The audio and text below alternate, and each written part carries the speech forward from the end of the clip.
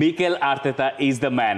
Arsenal এই টাইয়ের নায়ক, কোনো সন্দেহ নাই। এবং এখন যদি লোকে বলেন যে আর্সেনাল চ্যাম্পিয়ন্স লিগ জিতবে, আমার মনে হয় আমরা যেভাবে কোয়ার্টার ফাইনালের আগ পর্যন্ত তাচ্ছিল্য করছিলাম, আমাদের ক্ষমা চাইতে শাহবাগ না গেলেও এখান থেকে আমরা চাইতে পারি। আমরা তিনজন মিলে একটা ক্ষমা চাইতেই পারি। সেটা হচ্ছে আপনারা রিয়াল মাদ্রিদ চ্যাম্পিয়ন্স লিগ সব হিসাব করে এবং আমার আরো কথা আছে, আপনার চ্যাম্পিয়ন্স লিগ শুরুর আগে আমরা যখন একটা শো করছিলাম তখন আমি কিন্তু বলেছিলাম এই আসলে ডার্ক হর্স হতে যাচ্ছে আর্সেনাল। না এই ব্যাপারে হ্যাঁ কথা সত্যি, অ্যাস্টন ভিলার কথা বলেছিল আর হচ্ছে মিকেল আর্তেতা এইরকম একটা ঐতিহাসিক জয়ের পরে বলছেন যে কোনো সন্দেহ নেই এটা আমার ফুটবল ক্যারিয়ারের অন্যতম সেরা রাত, স্পেশাল একটা দিন। সবচেয়ে ইতিহাস সমৃদ্ধ দলের বিপক্ষে ম্যাচ খেলে আমরা জিতে এসেছি এবং এই প্রতিযোগিতায় এটা সবার জন্য অনুপ্রেরণা। আমাদের নিজেদের নিয়ে গর্ব করা উচিত। যে আর্সেনাল প্রিমিয়ার লিগে পারল না, সেই আর্সেনাল চ্যাম্পিয়ন্স লিগে অবিশ্বাস্য এক স্বপ্নযাত্রায় আছে। হিসেব যদি আপনি করেন, দেখেন ব্যাক টু ব্যাক দুটা আসরের কোয়ার্টার ফাইনালে তারা উঠলো। ওয়ালটন আবারও মিলিয়নিয়ার অফারে ওয়ালটন ফ্রিজ কিনে আপনিও হয়ে যেতে পারেন মিলিয়নিয়ার।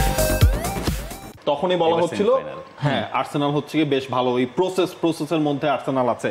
তবে এই জিনিসটা আসলেই আর্সেনালের প্রসেসের মধ্যে যে আছে সেটা আপনি ধরতে পারবেন যখন দেখবেন লাস্ট 2 EPL এ ওরা কখনো ট্রফি জিতে নাই, কিন্তু বড় দলগুলোর এগেইনস্টে আর্সেনাল কিন্তু খুব বড় ব্যবধানেও হারে নাই বা হারেই নাই একেবারে। আচ্ছা, প্রসেসের কথা যখন বললো যে এই প্রসেসে স্ট্রাইকার নাই, সেই প্রসেস দিয়ে রিয়াল মাদ্রিদকে 5 গোল দেয়া, 2 লেগ মিলিয়ে আপনার প্রসেসের ভেতরে গ্যাব্রিয়েল নাই যে আপনার সবচেয়ে বড় ভরসা ছিল, অন্যতম বড় ভরসা। এবং কিভিওর কি ভালো খেলেছেন। এক্স্যাক্টলি, কিভিওর প্রশংসা না করে পারা যাচ্ছে না। আপনি কিভিওর প্রশংসা করতে চাইবেন, মাইলস লুইস কেলেরও প্রশংসা করতে চাইবেন। ফার্স্ট লেগে যে পারফরম্যান্স দিয়েছেন গতকাল, এবং ইউরিয়ান টিম্বার মানে আনফেসড, ভিনিসিয়াসকে 2 লেগ মিলে ফেস করলেন, টোটালি আনফেসড, তাকে বিট করা যায় নাই। এখন আর্সেনালের এই ব্যাপারে একটা প্রস এবং একটা কনস। সেটা হচ্ছে রিয়াল মাদ্রিদের মতো দলকে হারানোর জন্য বা রিয়াল মাদ্রিদ এই দলটাকে ঠেকিয়ে দেওয়ার জন্য আর্সেনালের যে বিশ্বাস বা বিলিভ করার যে ব্যাপারটা, আর্তেতা যেভাবে বারবারই দলটাকে মোটিভেট করতে চান, ইট ওয়াজ ব্রিলিয়ান্ট।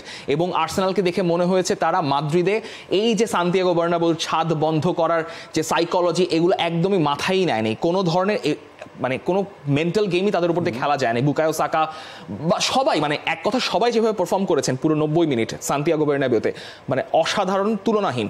কিন্তু এখন আপনি এই সিস্টেমটা নিয়ে, এক্স্যাক্টলি এই স্ট্রাইকারহীন সিস্টেম নিয়ে, আপনার খুবই কম্প্যাক্ট মিডফিল্ড, আপনার খুবই কম্প্যাক্ট ডিফেন্স, কিন্তু একটা ক্রিয়েটিভিটির জায়গায় হয়তো আপনার গলত থাকতে পারে। কারণ আপনি রিয়াল মাদ্রিদকে হারাতে পেরেছেন গোল করে, আপনি সেম অ্যাপ্রোচে হয়তো পিএসজির এগেইনস্টে খেলে পার পেতে পারবেন না, বিকজ পিএসজির যে নিজেও তো স্ট্রাইকার ছাড়া খেলে, পিএসজি নিজেও স্ট্রাইকার ছাড়া খেলে, কিন্তু পিএসজির মিডফিল্ড এর ডায়নামিজম এবং তাদের ফরওয়ার্ডের ডায়নামিজমের কিন্তু আবার আর্সেনালের সঙ্গে অনেক পার্থক্য রয়েছে। যদিও এই পিএসজি 2-0 গোলে আর্সেনালের কাছে হেরে গিয়েছিল, আপনি একই কথা সেমিফাইনালে বলতে পারবেন না।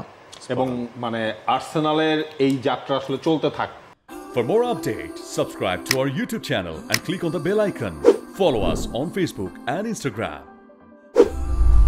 Download T-Sports app to enjoy exciting games and highlights.